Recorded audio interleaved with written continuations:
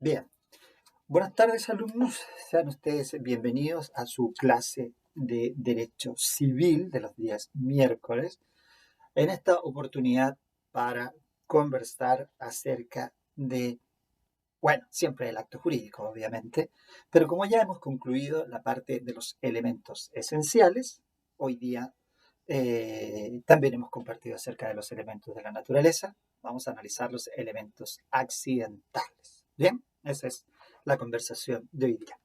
Pero, perdón, siempre en la necesaria preocupación de saber, ojalá que estén bien, ha ido, creo que de a poco hemos a lo mejor ido entendiendo que esto es más grave de lo que de lo que creíamos, ¿cierto?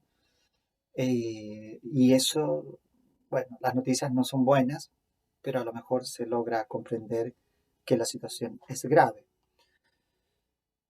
Pero también está generándose, como les decía ayer, el otro problema, el problema económico que está haciendo que sea esto tan grave, porque la gente no tiene trabajo. No sé si ven la cifra de desempleo hoy día se disparó enormemente.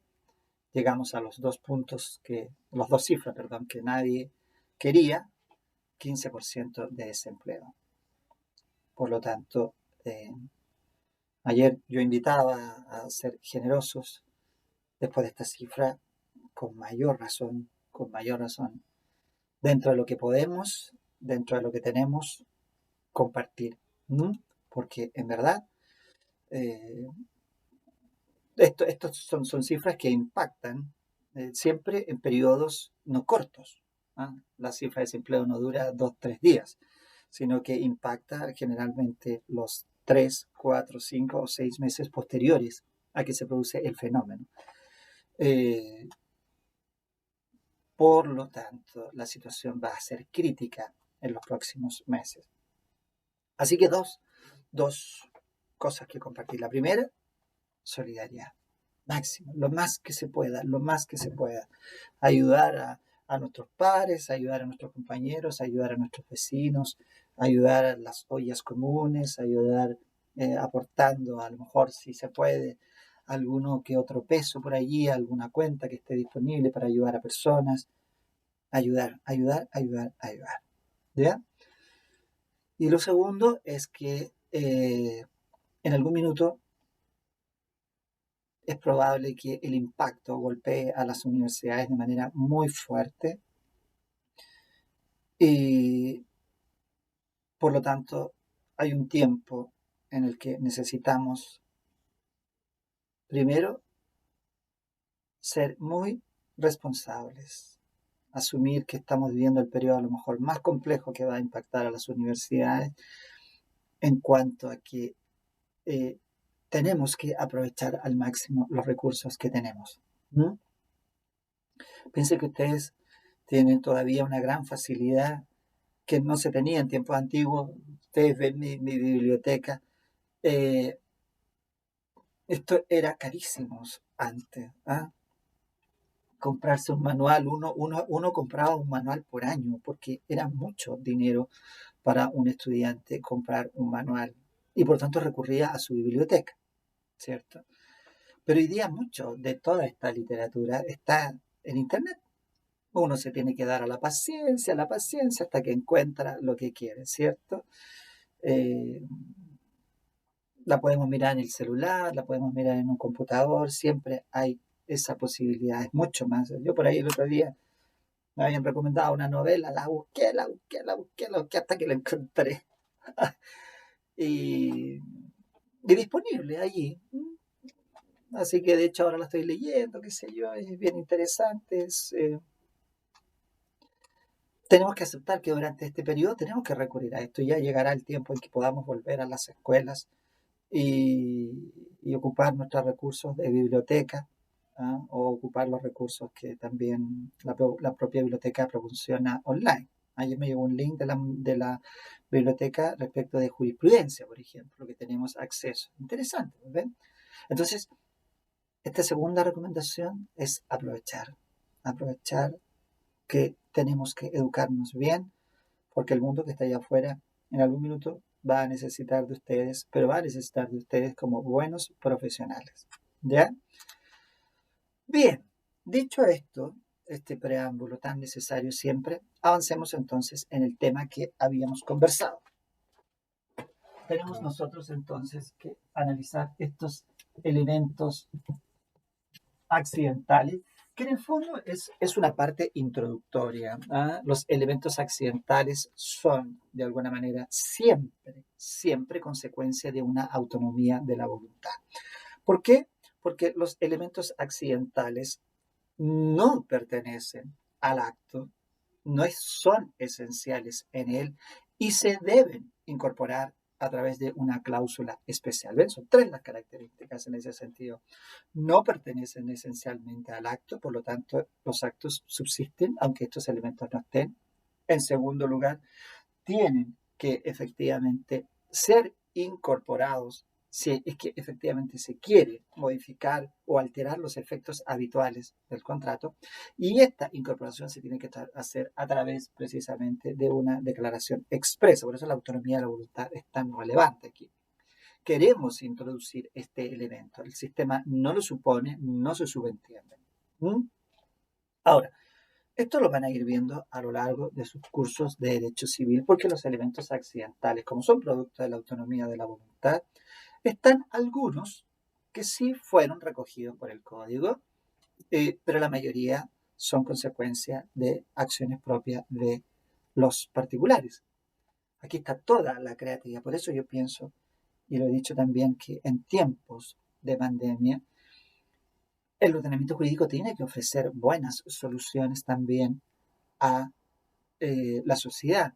¿Cómo hacemos, por ejemplo, lo que ocurrió en materia laboral, de crear esta situación de suspensión de la relación laboral? Bueno, fue un aporte.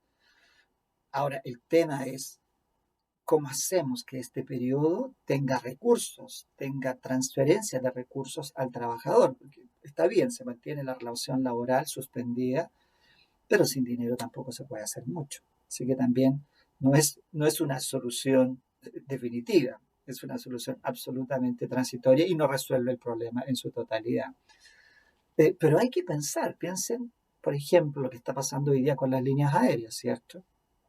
Que ahí muchos han discutido de por qué el Estado tiene que entrar a intervenir en ayudar a una empresa que es de orden privado, ¿cierto? Del ámbito privado. Y entonces, pero la empresa igual está allí llorando, obviamente por ayuda. No es la única, la empresa LATAM Airlines, sino que también en varias partes del mundo, la compañía Air France, la compañía Alitalia, Lufthansa en Alemania, que está recibiendo una inyección de recursos de 9.000 millones de dólares. Un lujo que no se puede dar Chile, ¿cierto? Eh, American en Estados Unidos, United, entonces estamos hablando de las grandes compañías del mundo. Y ustedes dirán, profesor, pero es que esas son empresas privadas. Obvio que son.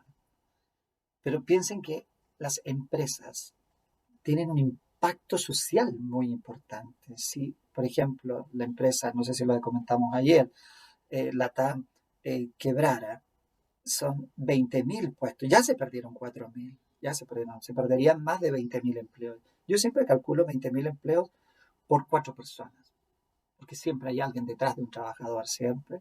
Entonces, son 100.000 personas que sufren el impacto de la quiebra de una empresa. Piensen en su momento, empresas grandes, fuera, no acá en Chile, pero empresas grandes con más de 100.000, de 150.000 empleados. Entonces, no es llegar y cerrar una puerta, porque se le está cerrando la puerta a las personas que requieren de ese empleo. Entonces, por ejemplo, Lufthansa, allá en Alemania, dice el Estado, ya, nosotros ponemos a estos 9.000 millones que corresponden a un 20% de la propiedad de la compañía, pero ustedes nos dan participación en el directorio, nos dan participación en las decisiones de distribuir utilidades. ¿Por qué? Porque esta es plata del pueblo alemán. Así que yo no se las entrego gratuitamente y ustedes despilfarran este dinero, no.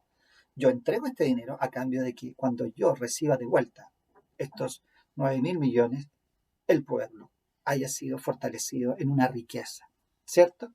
Bueno, aquí lo mismo, el ministro de Hacienda dice, estamos pensando. ¿Qué significa eso? Es un mensaje al mundo jurídico también. Decir, por favor, proporciónennos ideas para ver cómo nosotros podemos ayudar a esta empresa, que es una empresa del área privada, pero que tiene un impacto social muy fuerte, porque son una cantidad, creo que son más de 20.000 empleados. Entonces, porque este dinero del pueblo chileno que tiene que regresar. Bueno, es interesante. Entonces, ahí nosotros, la academia, los abogados, los juristas, deben decirle, mira, la fórmula jurídica sería hacer esto y vendrá el ingeniero industrial o comercial, me dirá, ya, pero eso puede tener un impacto económico, perfecto.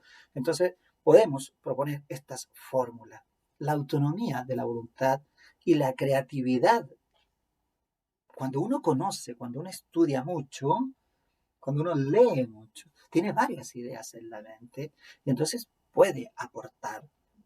De eso se trata. Un abogado no es un ser estático, que está cuando viene el problema, lo escucha y resuelve, sino que puede aportar inclusive antes a la resolución del problema, creando estatutos jurídicos, creando enlaces jurídicos, creando instituciones que le permitan al sistema económico funcionar. En este caso, por ejemplo, ¿cómo hacemos para que los recursos que eventualmente transfiera el Estado chileno a la empresa terminen siendo un beneficio para la compañía, pero también terminen siendo un beneficio para el pueblo que ha puesto estos recursos, ¿cierto? Y ahí tenemos que aportar. ¿Ven? Ahí se pueden generar elementos accidentales mucho. Por ejemplo, el préstamo de dinero es un mutuo, es un contrato. Yo le presto, supongamos, dinero a la compañía aérea. Y entonces, allí el contrato es un típico contrato real. Yo le entrego el dinero y en ese momento nace el contrato, ¿cierto? En estas características que nosotros hemos visto de los actos jurídicos. Pero ahí inmediatamente el Estado podría decirle, yo te presto el dinero, pero me lo tienes que devolver en 5 años. O sea, le está colocando un plazo. Un plazo es un elemento accidental que se introduce a, a el convenio que se está celebrando. Podría ser también que el Estado le dijera, yo te presto el dinero siempre y cuando en el momento en que tú inicias tu operación y efectivamente se produce un repunte que supera tales niveles en los ingresos, empieza de inmediato la devolución, aun cuando el plazo no haya vencido. Es decir, un elemento condicional. Es incierto, porque no sabemos si van a mejorar las utilidades antes de los 5 años, pero pónganse ustedes que sí, que mejoran los ingresos, entonces se cambia el plazo por la condición y entonces empieza el retorno anticipadamente. ¿Ven? Son elementos que voy diciendo yo. Ahora, la compañía le puede decir, ¿sabes qué? A mí no me conviene que me prestes el dinero porque me pone una carga muy difícil, me genera un pasivo en toda mi contabilidad. ¿Por qué no me aportas ese dinero comprándome parte del negocio? Es distinto. Ya no eres mi acreedor, sino que eres parte del negocio. ¿Ah? Estas son estrategias que usan incluso los vendedores, ¿cierto? Pero eso tiene una connotación jurídica. Entonces, el Estado le va a decir, ya está bien, pensemos. Por eso el ministro de Hacienda dice, estamos pensando. Pensemos, ¿cómo lo hacemos? Bueno, voy a emitir acciones. Yo tengo un capital dividido en 1.000 acciones y te voy a vender de esas acciones, porque a veces las empresas guardan acciones dentro de la misma compañía, te voy a vender el 20% de las acciones. Por lo tanto, tú vas a ser dueño en un 20% y el otro 80% está dividido entre todos los accionistas de la compañía. El Estado puede decir que sí, que no, pero ya es una modalidad. Ya es un cambio. No estoy entrando como acreedor, estoy entrando como propietario. Perfecto, le dice el Estado. Lo acepto. Pero, y cuando dice pero, está introduciendo un elemento accidental. Porque la compra de acción es una compra-venta. Yo voy, ¿cuánto vale la acción? Tanto, se la compro. Y listo. Compra-venta pura y simple y no hay nada más que hacer. Y me quedo sentado a esperar los dividendos el próximo año. Pero no me interesa una compra-venta tan simple. Quiero introducir algún elemento accidental, algo que cambie esta compra-venta simple. te compro las acciones siempre y cuando me dejes participar del directorio. Por ese 20% yo quiero un director. Los directorios son los que administran estas sociedades. Generalmente, en empresas grandes, los directorios son 8, 9, 10, 12 directores tienen. Ese conjunto es el que administra la empresa. Entonces, la empresa lo piensa, porque el directorio decide. La mitad más uno, supongamos, formula la decisión. Entonces le dice, ya está bien, te acepto que por la compra de estas acciones tienes derecho a nombrar 2 directores. ¿Ven? Ahí se ha producido un elemento accidental, ¿eh?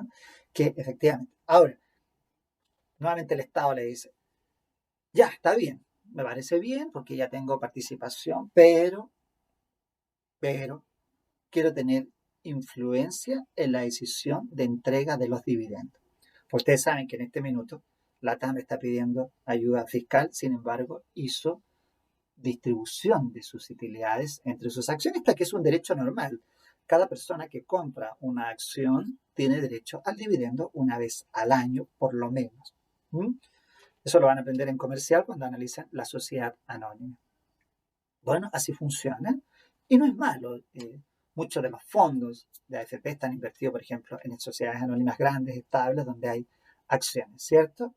Y es bueno, incluso ustedes el día de mañana tienen por ahí un golpe de suerte, invierten parte de ese poquito en acciones. ¿Y por qué? Porque le pueden generar riqueza, porque la acción va subiendo de precio con los años, o también le pueden generar dividendos una vez al año. O bien puede perderlo todo, porque obviamente las acciones es un instrumento también que tiene cierta volatilidad. Y es ahí donde el Estado dice, quiero resguardo, ¿cierto? Bueno, pero cuando son las empresas grandes se supone que tienen cierta estabilidad en el tiempo. Aunque, si vieron las noticias ayer, las acciones de Lance bajaron enormemente. Obvio porque está pasando por la crisis, pero en el momento en que el Estado le diga que la va a ayudar, seguramente van a volver a subir las acciones. Entonces, es el juego. Pero el Estado le dice, quiero tener injerencia en la decisión sobre reparto de dividendos. Claro, porque obviamente yo quiero saber si vamos a estar realmente invirtiendo dinero en la compañía, que la compañía se mantenga, que ahí los trabajadores tengan asegurados sus contratos y no que usted diga, no, a la primera utilidad la reparto. No. Bueno, otra vez un elemento accidental introducido en esta simple compra de acciones. De ser pura y simple, de ser un acto jurídico con voluntad, objeto, causa lícita, a incapacidad, pasó a ser un acto con un elemento accidental, con 2 elementos accidentales. Primero, que tenga derecho a participar del directorio. Segundo, que tenga derecho a participar de la decisión sobre reparto de utilidades. ¿Ya? Entonces, estos elementos accidentales fueron introducidos en la negociación entre el Estado y la compañía. Esta fue la negociación que hizo, por ejemplo, Lufthansa en Alemania. ¿Ven? Entonces, los elementos accidentales están siempre en los actos. Usted va y compra en Falabella un televisor. Entonces Falabella le dice, ¿contado o con tarjeta? Inmediatamente hay una modalidad, ¿ven? Porque la compraventa es pura y simple. El 1801 dice, habiendo acuerdo sobre cosa y precio, la compraventa está perfecta. Ya hubo compraventa porque sí, me gusta el televisor, ¿cuánto vale? 200.000 pesos, perfecto. Pero cuando llegamos a la caja, la señorita ahí nos va a decir, ¿va a pagar con tarjeta o va a pagar con efectivo? Si paga con efectivo, el contrato se mantiene como puro y simple, ¿cierto? Pero si paga con tarjeta, introduce una modalidad. ¿Por qué? Porque ya no paga con efectivo, sino que se le permite pagar con un sistema de crédito. Esas son las tarjetas, ¿cierto? Un sistema de crédito. Y ese sistema de crédito es la primera modalidad. No pagar con efectivo, pagar con crédito. Segundo, ¿se va a llevar el televisor o quiere que lo vayamos a dejar? No, quiero que lo vayan a dejar. Otra modalidad, es decir, le incorporo al contrato de compra-venta un contrato de transporte. Tenemos una garantía adicional a la garantía de protección al consumidor. ¿La quiere? Sí, ya, la quiero, porque es un televisor y quiero tener todas las garantías posibles. Perfecto. Bueno, Y entonces voy introduciendo y genero un contrato. Para la persona que fue y compró su televisor, esto fue una compraventa de un televisor y no fue nada más. Pero para un estudioso como ustedes, hubo compra-venta, contrato de transporte, contrato de seguro y contratación de garantía. ¿Ven? Muchas cosas. Servicios de postventa, regalos adicionales, puntos, puntos para la tarjeta. Todos esos elementos que la persona, el mortal, cualquiera que digo yo siempre, el mortal a quien tenemos que cuidar y amparar, eh, no sabe estas cosas. Para él fue y compró un televisor. Pero nosotros tenemos que saber estas cosas, porque cuando las queremos alegar, tenemos que decir, no, pues, señor, porque mi cliente contrató una garantía adicional, así que usted no le puede decir que a los 3 meses venció la garantía. Esta garantía es adicional y está pagada. ¿Ven? O usted se comprometió a dejar el televisor el día sábado, pues han pasado más de un mes y todavía no se hace entrega, incumplimiento. O sea, todos estos elementos le van sirviendo para que ustedes se den cuenta que existen varias modalidades. ¿Ah? Nosotros hemos mencionado dos básicas. Una condición en el contrato, un plazo en el contrato. Pero existen muchas otras, como estas que hemos mencionado. Mencionar, por ejemplo, incorporar directores, incorporar decisiones, incorporar contratos de seguro, de transporte, de garantía. Todo lo que ustedes, digamos, en el momento en que se diseña el contrato, se entiende que mejora las condiciones del contrato, respetándose la estructura original que siempre decimos, lo esencial, el resto es adicional. Ahora, los elementos accidentales, hemos dicho, se introducen al acto mediante entonces una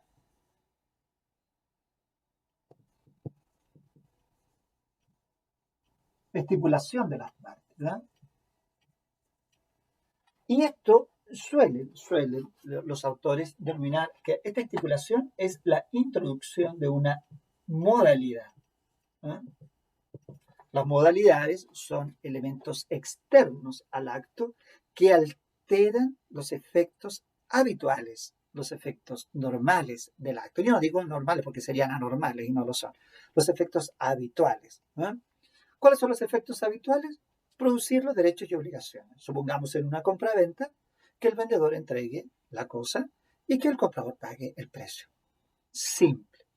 Pero si nosotros introducimos una modalidad, alteramos los efectos habituales, porque a lo mejor estamos diciendo, ya, pero el vendedor va a entregar la cosa una semana después de producido el contrato y el comprador va a pagar el precio mediante una tarjeta de crédito y lo va a hacer en cuotas. ¿Ven? Esos elementos han alterado los efectos habituales y por eso son consideradas modalidades, ¿no? Ahora, les decía yo que el Código Civil regula algunas y otras quedan enteramente entregadas a la autonomía. Por lo tanto, podríamos colocar acá que están algunas que son reguladas, ¿m? Y otras quedan entregadas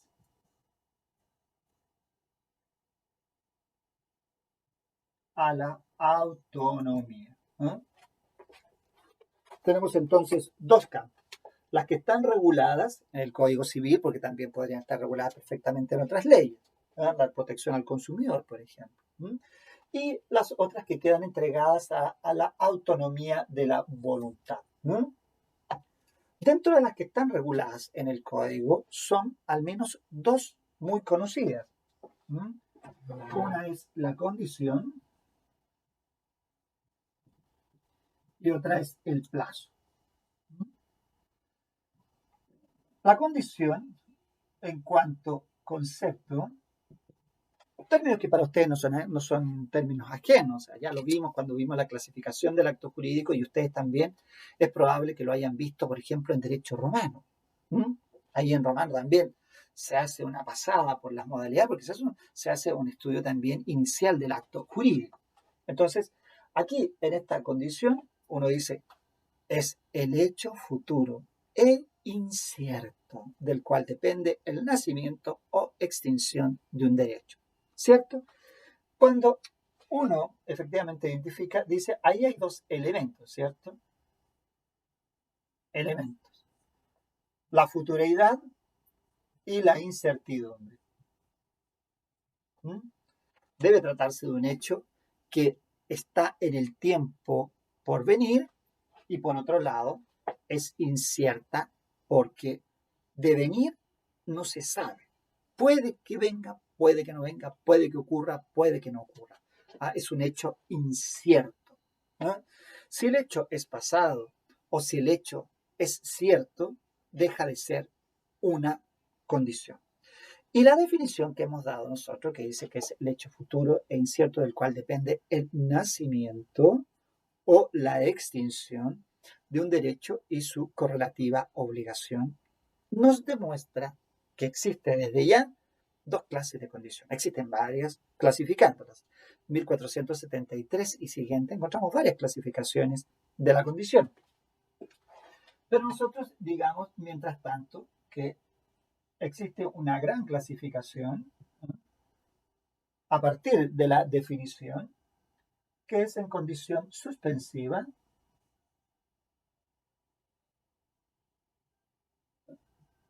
y condición resolutoria. La condición suspensiva es aquella respecto a la cual depende el nacimiento de un derecho. Por lo tanto, cuando hay condición suspensiva, el derecho no ha nacido, solo hay un germen, hay una mera expectativa de tener ese derecho. Y por otro lado está la resolutoria. Aquí el derecho ya existe, pero tiene un momento en que se va a extinguir, se va a resolver. Como si las personas dijeran, fíjese, la misma condición. Si te titulas de abogado, entonces yo te regalo un vehículo.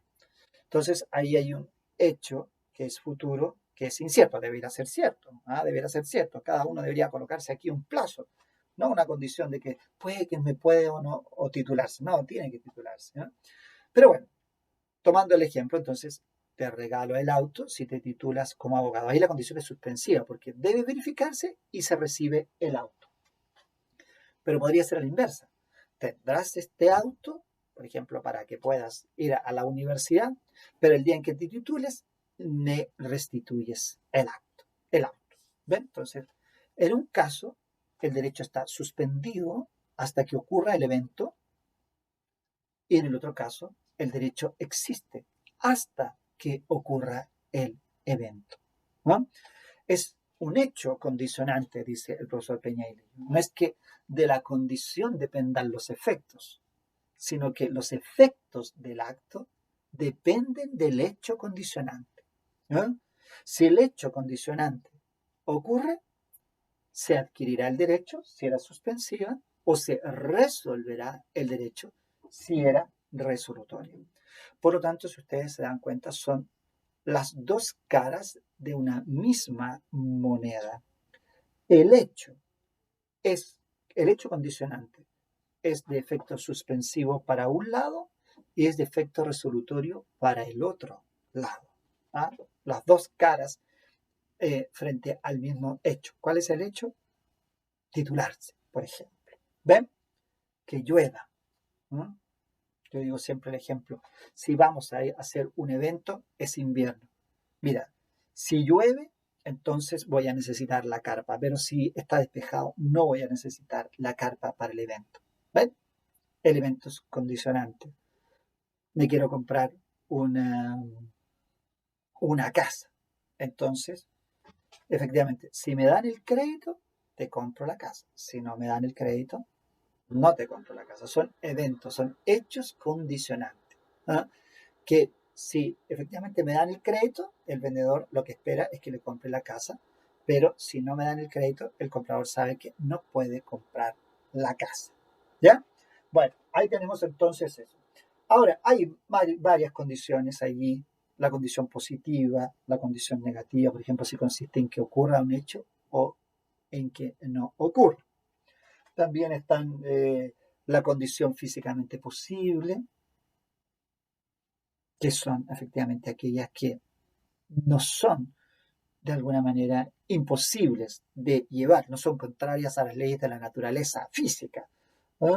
Entonces, por eso están las físicamente posibles, las físicamente imposibles, ¿no? Están las que dependen de la voluntad de una persona, que son potestativas, las que dependen de el acaecimiento de un hecho, como podría ser una situación, una condición eh, casual, o también alguna que dependa de un hecho o de la voluntad de un sujeto, y entonces hablamos de una condición mixta, ¿ah? Las potestativas, las casuales y las mixtas. Distintas clasificaciones a partir del artículo 1473. Volverán sobre este punto y las condiciones cuando entren a estudiar las obligaciones, y las van a volver a ver cuando lleguen a sucesorio. ¿Mm? Siempre se están viendo. Entonces, por aquí ya se van con una pincelada. Y nos queda un elemento más que decir, que es el estado de la condición. ¿Ah? El estado de la condición puede ser un estado de condición pendiente, cumplida, fallida. Se entiende que si está pendiente es porque el hecho en que consiste aún no ocurre, aún no se titula de abogado. Luego tenemos que el hecho efectivamente está cumplido, entonces hablamos de condición cumplida. La persona se ha titulado. Y luego tenemos la condición fallida, es decir, cuando llega a ser cierto que el hecho en que consistía la condición ya no va a ocurrir. Por ejemplo, la persona se cambió de carrera y entonces ya derechamente no va a ocurrir ese hecho condicionante. ¿Bien? Por eso el estado puede ser pendiente, cumplida o fallida. ¿Mm? Creo que es lo necesario que aprendan en este instante. Yo, en lo personal, eh, soy un poco, eh, ¿cómo se diría? Tengo una inclinación en no ahondar en materia de condiciones, porque las condiciones son eminentemente elementos accidentales que dependen mucho de la autonomía de la voluntad.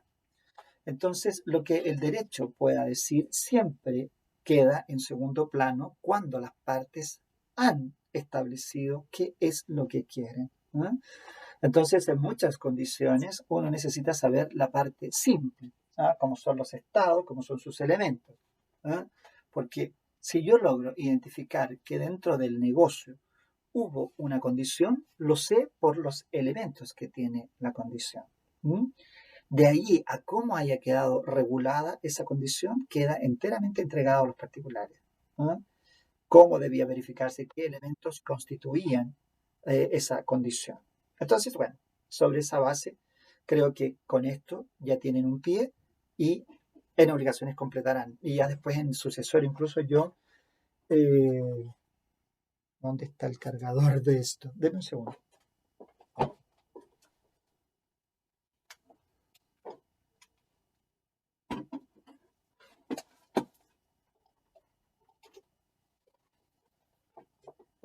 Creo que en este semestre todas las pilas de los computadores se van a descargar más rápido.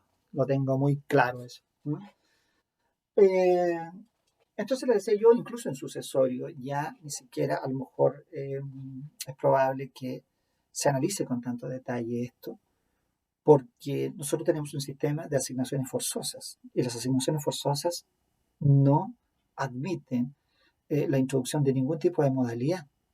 Por tanto, las asignaciones condicionales quedan absolutamente postergadas en una sociedad donde las asignaciones forzosas imperan, donde el causante no tiene libertad para testar y donde los asignatarios forzosos alcanzan a lo que habitualmente rodea a las personas: hijos, descendientes, ascendientes, cónyuge sobreviviente, conviviente civil. Ninguna de estas 5 personas que he mencionado pueden quedar como asignatarios condicionales. Si es así, es nula la disposición testamentaria. Entonces, si esa es la mayoría de las personas, resulta casi inaplicable. ¿Ven? Así que bueno, hecho este paréntesis respecto de la opinión mía en cuanto a esta materia. Analicemos ahora el plazo. ¿Ah? El plazo también es un hecho futuro, pero esta vez cierto, del cual depende la exigibilidad o la extinción del derecho. ¿Se fijan que ya conceptualmente hay una diferencia? Primero porque se trata de un hecho futuro, pero cierto, o sea, se sabe que va a ocurrir, existe certeza de su ocurrencia. ¿Ya? Y por otro lado, no suspende el nacimiento, sino que depende de ese plazo la exigibilidad de un derecho que ya ha nacido, la exigibilidad o la extinción de ese derecho. ¿No? En el 1494 hay tratamiento del plazo como un elemento de la obligación condicional a plazo. ¿Mm? Y dice allí, el plazo es la época que se fija para el cumplimiento de la obligación. Época.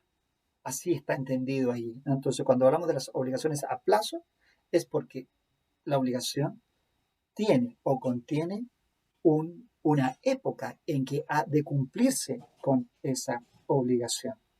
Y también contiene ahí clasificaciones, al igual que acá. ¿Ah? Tenemos los elementos, van cambiando, tenemos la futuridad, pero el elemento es la certidumbre. Se sabe que va a ocurrir. Y en las clasificaciones también tenemos una suspensiva o el plazo resolutorio. Pero la diferencia está que aquí el derecho sí nace, solo que está suspendida su exigibilidad. Piensen ustedes, por ejemplo, si yo digo, ya quiero arrendar una casa en la playa para las vacaciones de invierno. Hoy, mayo, celebro contrato con el dueño de esa casa y el derecho ha nacido. Yo tengo derecho a ocupar esa casa. ¿Pero cuándo? En el futuro. Cuando se abra el plazo, el día, invento, 10 de julio de las vacaciones de invierno de no sé qué año, porque me acabo de acordar que los niños ya tuvieron vacaciones de invierno con esto de la pandemia. En verdad, nadie sabe qué tiempo estamos viviendo. Cosas que son tristes, pero bueno, ¿qué le vamos a hacer? ¿Ya? Entonces, les decía yo que efectivamente este plazo puede tener también una clasificación entre suspensivo y resolutorio, pero también otras, como por ejemplo el plazo legal que establece la ley, el plazo convencional, que es el acuerdo de voluntad. Cuando digo, ¿me pagas el 30 de septiembre? Perfecto, acuerdo. Tenemos allí en el plazo convencional, y también tenemos el plazo judicial. ¿No? El juez le concede el plazo de 3 días para que comparezca o para que formule el incidente o para que diga lo que tenga que exponer conforme a sus derechos. Generalmente los plazos en los procedimientos están dados por la ley. El Código de Procedimiento Civil contempla todos los plazos, por ejemplo, que se deben dar dentro de los procedimientos civiles. Pero en algunas ocasiones, el juez puede también designar un plazo, pero eso es más excepcional, lo van a aprender ahí en procesal. También existe el plazo expreso, el plazo tácito, y ahí mismo el artículo 1494 señala que el plazo tácito es el indispensable para cumplir. Pongo el ejemplo. Necesito traje de baños de temporada. Entonces ahí el comerciante le dice al fabricante, oye, envíame los trajes de baño, pero no le dice cuándo. Entonces, ¿cuándo debería entregarlo? Imposible en invierno, imposible en el mismo verano. Tiene que ser antes. ¿Ven? Hay un plazo tácito. ¿Cuándo? Cuando ya estemos a puertas de iniciar la temporada. Plazos tácitos.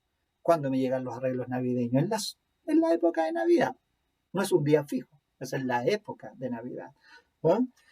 Y una que es bastante terrible para nosotros los abogados y que les va a hacer despertar un día en la noche asustados. Plazo fatal o no fatal. El plazo fatal es el que se extingue por el solo ministerio de la ley. Ustedes en la noche van a estar durmiendo plácidamente y de repente la lista de testigos, tengo que presentarla a cuántos días tengo. Y uno cuenta que pasaron 1, pasaron 2, pasaron 3. Por ejemplo, en el juicio ordinario son 5 días para presentar la lista de testigos desde que se le ha notificado a usted el auto de prueba, o la resolución o la interlocutoria de prueba, como dicen mejor los procesalistas. y usted está en el cuarto día y de repente dice, habré contado bien el plazo, y se despierta en la noche, va, mira el calendario y vuelve a contar uno, dos, tres, cuatro, cinco. Sí, en realidad ya vence mañana, estoy bien. Asustado, se vuelve a dormir. Hasta el día de hoy me pasa a mí, así que les va a pasar también a ustedes. ¿Mm? Y eso es cuando el plazo es fatal, porque cumplido ni el Papa lo salva. ¿Mm? Así que cuidado con eso. Bien, bien, bien. Dejamos hasta allí entonces el análisis de estos elementos accidentales. Como decía yo, hay muchos más, pero nosotros lo hemos querido ejemplificar estos elementos accidentales en estos dos que son los más conocidos. Bien, bueno, quedamos hasta aquí por esta clase de hoy día y ya nos veríamos de nuevo el próximo martes porque ya deberíamos ir comenzando la parte final del acto jurídico que es la sanción eh, o la ineficacia como se suele tratar hoy día de manera más contemporánea. Bien, a cuidarse y cuidarse mucho, mucho, mucho. Ya cuidar a sus padres, cuidar a sus abuelitos, cuidar a sus hijos, cuidar a sus amigos, cuidarse usted mismo. Cuando uno se cuida, evita ir a un ventilador y libera un ventilador para alguien que sí lo pueda necesitar. ¿Mm? A cuidarse. Nos vemos. Chao, chao.